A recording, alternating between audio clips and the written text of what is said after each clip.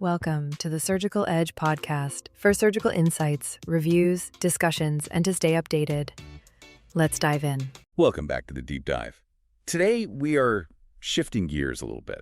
Usually, we take a pretty wide-angle lens to big concepts, but today we are zooming in, microscopically close. We are getting granular. We are. We're heading to the lower abdomen to unpack a piece of anatomy that's, it's essentially a high-stakes tunnel. It's the route for testicular descent.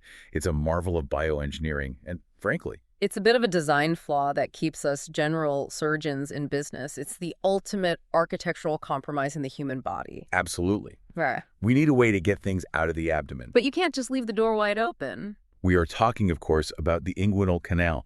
Now, I know what some of you are thinking. I learned this in first-year anatomy. I memorized the mnemonic. Let's move on. But we've got a stack of surgical texts and clinical guidelines here that suggest most of us are really only scratching the surface.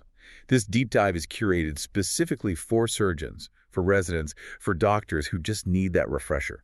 Right. We want to take that flat 2D textbook diagram and turn it into a dynamic 3D mental model you can actually use in the OR. The goal isn't just to list borders, is it? No, not at all. It's to understand the dynamics, the forces, so that when you're retracting tissue, you know exactly what's under your instrument before you even think about cutting. Okay, before we make that first incision. Right.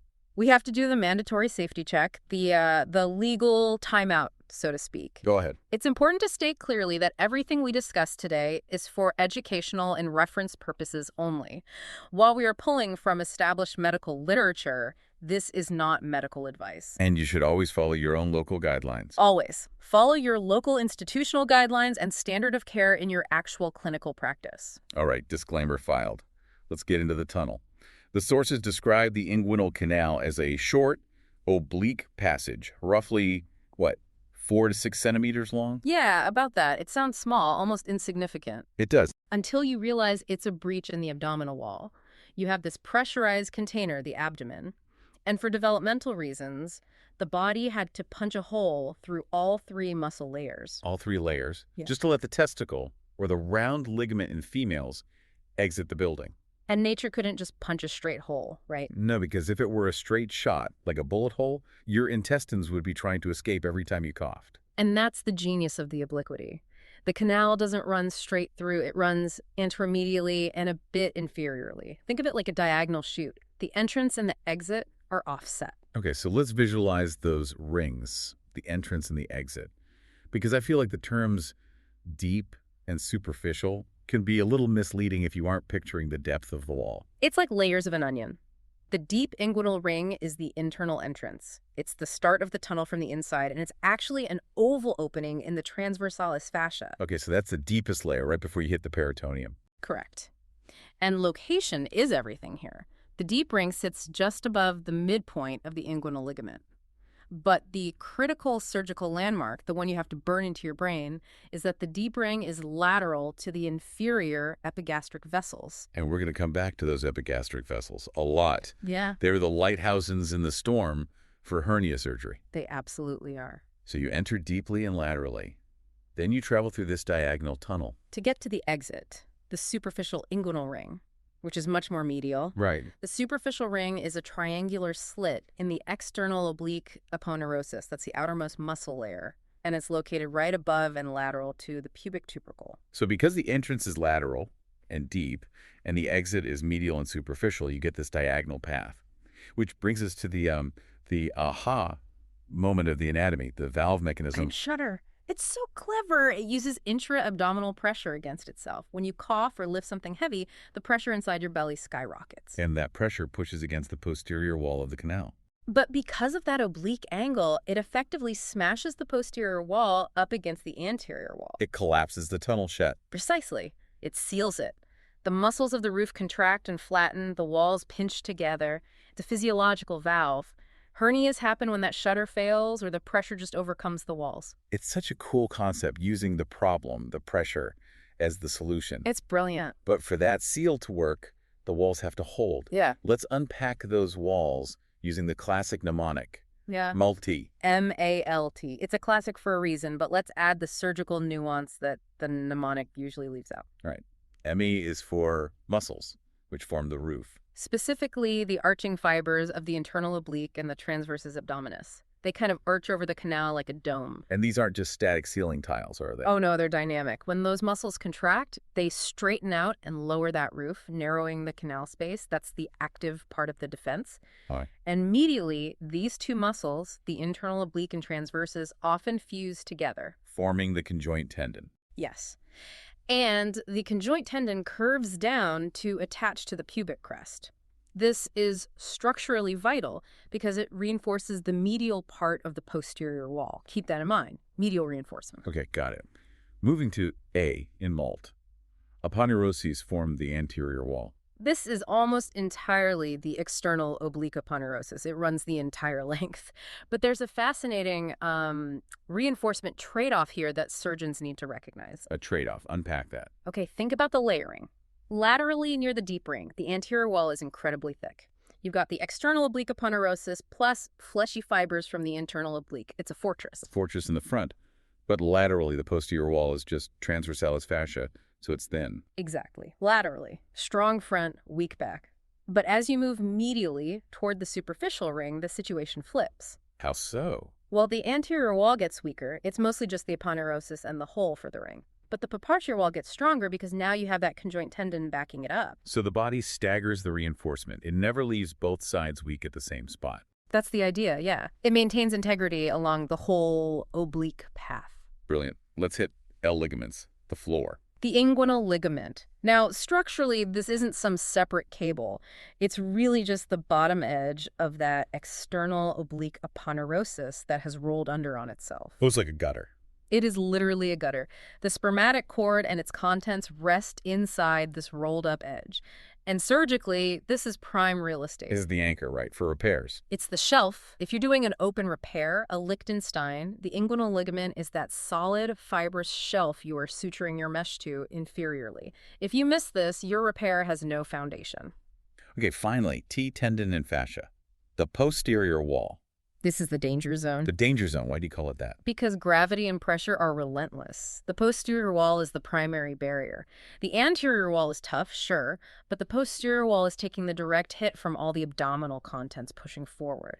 If that transversalis fascia thins out like worn fabric, Or if the conjoint tendon is weak. a gut pushes straight through. And that gives us the direct hernia. Okay, we'll get to Right. that. But first, the traffic. What is actually commuting through this tunnel? Depends on the anatomy.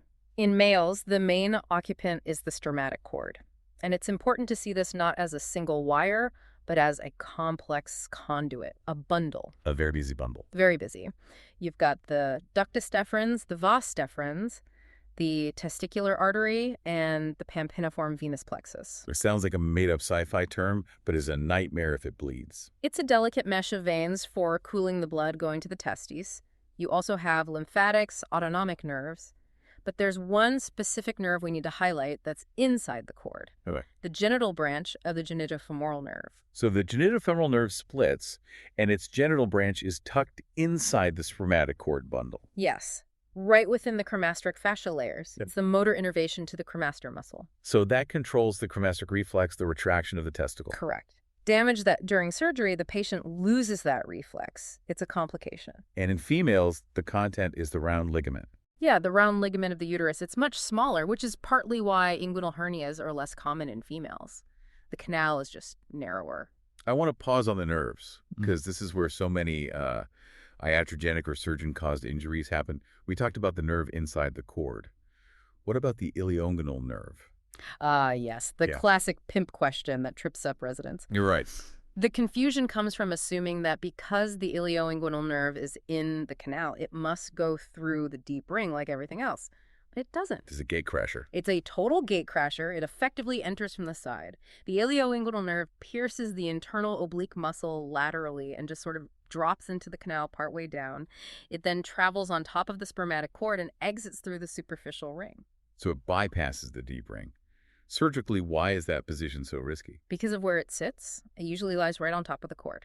So picture this. You make your incision, you split the external oblique aponeurosis to open the roof of the canal. What's the very first thing staring at you? The ilioinguinal nerve. Right. And if you're not looking for it, or you use cautery too aggressively, you can zap it. Or later, you can trap it in a suture. And the result isn't just a minor oops, it's chronic pain. It's a quality of life destroyer. Numbness or neuropathic pain in the groin, the scrotum, the thigh. It's awful. So, situational awareness. Genital branch is inside the cord.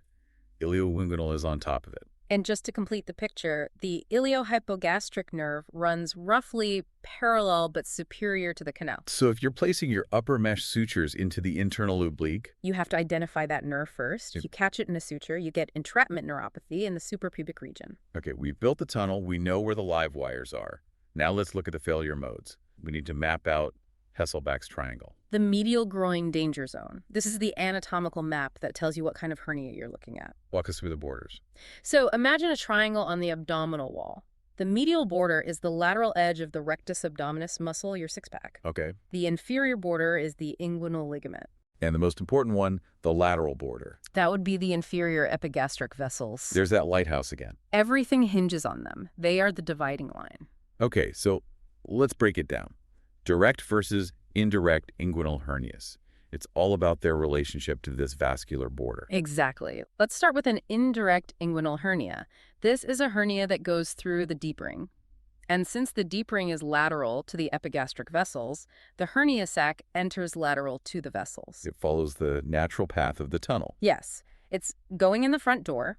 It travels inside the canal along the cord and can exit the superficial ring. These are often congenital. The path was just left open from development. Okay, now contrast that with a direct inguinal hernia. A direct hernia doesn't use the deep ring. It's lazy. It pushes directly through the posterior wall, through the floor of Hasselbalch's triangle. So this is busting through the drywall instead of using the door. Perfect analogy. And since Hasselbalch's triangle is medial to the inferior epigastric vessels, direct equals medial. Indirect equals lateral. And direct hernias are usually acquired. Wear and tear. Usually. It's the weakening of that transversalis fascia over decades of strain. So in the OR, it's simple. You find the epigastric vessels. If the sac is lateral, it's indirect. Medial, it's direct. That is the non-negotiable rule of navigation. Let's pivot to the repair. Yeah. How does this anatomy dictate the steps of, say, an open Liechtenstein repair? The Liechtenstein is all about being tension-free. Yeah. We're not trying to yank muscle together. We're bridging a gap, installing a patch. Reinforcement. Exactly. You reduce the hernia sac, then you place a flat mesh. You suture the bottom edge of that mesh to the inguinal ligament, your solid shelf. Okay. Then you suture the top edge to the conjoint tendon or the internal oblique. You're basically building a new synthetic posterior wall. But the trend now, especially for recurrent hernias, is laparoscopic repair. TETP or TAPP. That flips the whole anatomy, doesn't it? Completely flips the mental map. In open surgery, you're outside looking in. In lab surgery, you're inside, in the peritoneal space looking out. So you're seeing the back of the abdominal wall. Right. You see the epigastric vessels running up the wall like two rails. You can clearly see the defects, the deep ring lateral to the vessels, the weakness in Hasselbalch's triangle medial to them. And you see a third potential defect, too. The femoral canal. The femoral canal. And this brings us to the concept of the myopectoneal orifice. The myopectoneal orifice. Sounds grand. It's an essential concept for lap surgeons. It's the entire weak area that contains all three potential hernia sites: indirect, direct, and femoral. And the beauty of the lap approach is what? You place one giant piece of mesh that covers the entire orifice. You don't just patch one hole, you reinforce the whole region. But the danger zones change too. We have these dramatic names in lap anatomy, the triangle of doom and the triangle of pain. Anatomists clearly wanted to scare surgeons into being careful. So the triangle of doom. It's a V-shaped area bounded by the vas deferens and the spermatic vessels. Why is it doom? Because the external iliac vessels, the main blood supply to the leg, run right through it. So do not tack your mesh there. Never. Attack there is a catastrophic bleed. And the triangle of pain. That's lateral to the spermatic vessels. That's where the nerves are. The lateral femoral cutaneous nerve, the genitofemoral nerve. Tacks there, you cause permanent, debilitating chronic pain. So in lap repair, the mesh is usually just held in place by the body's own pressure. Or maybe some glue, or a few carefully placed tacks only in safe zones, like Cooper's ligament. You have to know the safe harbors. So let's bring it all back home. If we distill this down to the key takeaway for a surgeon walking into the OR tomorrow, what is it? Visualize the inguinal canal as a dynamic valve, not a static pipe. And for navigation.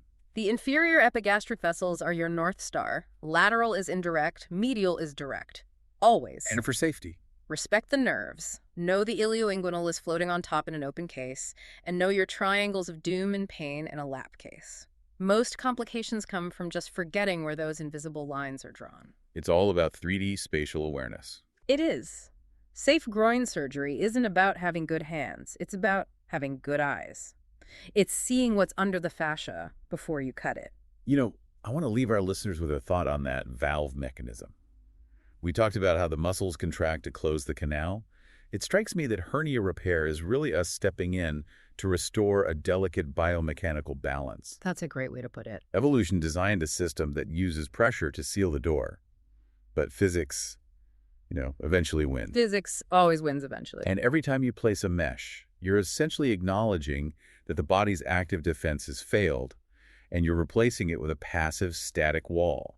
You're rebuilding the dam against the body's own internal forces. It's dynamic architecture. You aren't fixing a pothole, you're reinforcing a moving hinge.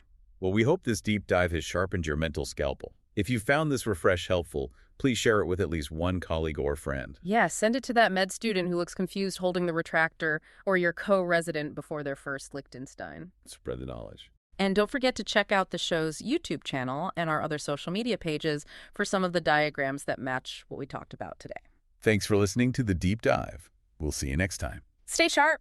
Thank you for listening to the Surgical Edge podcast. Don't forget to like, share, and subscribe.